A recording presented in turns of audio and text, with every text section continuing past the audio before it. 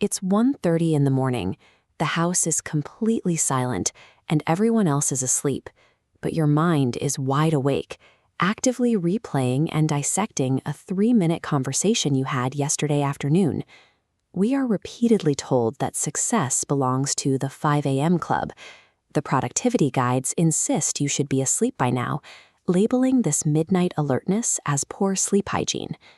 If you spend your day managing an invisible mental load, tracking schedules, anticipating needs, and keeping a household running, that messaging creates a heavy layer of guilt.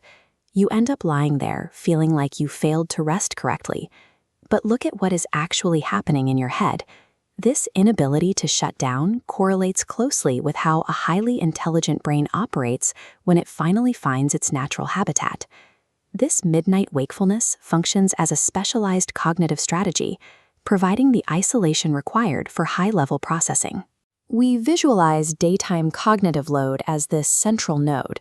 You constantly react, managing interruptions, answering questions, and executing linear tasks. Sharp minds comply, but the cost is high. Under this barrage, the brain undergoes cognitive suppression, losing the quiet space required to think deeply. But when the sun finally goes down and the endless texts stop coming in, that heavy suppression lifts. The brain transitions into a state defined by intrinsic curiosity. Habits 1 and 2 often look like an aimless descent into an internet rabbit hole, spending an hour decoding the gear ratios of a mechanical watch, or the timeline of a forgotten war. This behavior reflects a drive to understand the first principles of a system. This drive to decode how a complex system functions without the pressure of an immediate external deadline is a hallmark of high IQ cognition. These quiet, late-night hours provide the necessary bandwidth to feed that intrinsic curiosity without the friction of daytime expectations. This brings us to habit 3, the midnight overthinker. It is incredibly common to interpret late-night mental loop playing as anxiety, or assume it's just useless rumination keeping you awake. Psychologists call this generating multiple viewpoints. Imagine a complex problem as an abstract shape, illuminated from several angles at once. At 2 a.m., without pressure, the brain fractures confusing daily interactions into distinct, readable pieces. It runs simulations until a neat, elegant solution emerges. This leads to habit 4, the obsessive researcher, and habit 5, the dot connector. Both of these behaviors fall under the broader psychological concept of systems thinking. During the day, you are handed fragmented, disconnected data points, an email here, a passing comment there, an isolated news headline. Systems thinking takes those seemingly unrelated fragments and begins assembling them.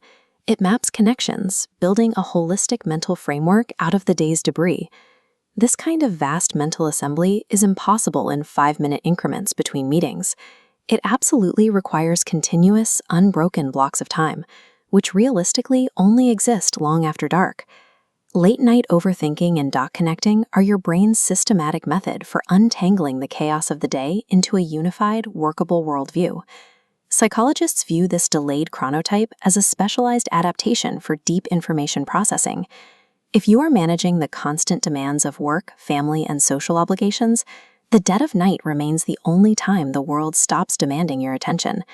In this zero-demand environment, the brain is finally allowed to play, to map connections, and to breathe freely. You have the option to stop fighting your own chronotype.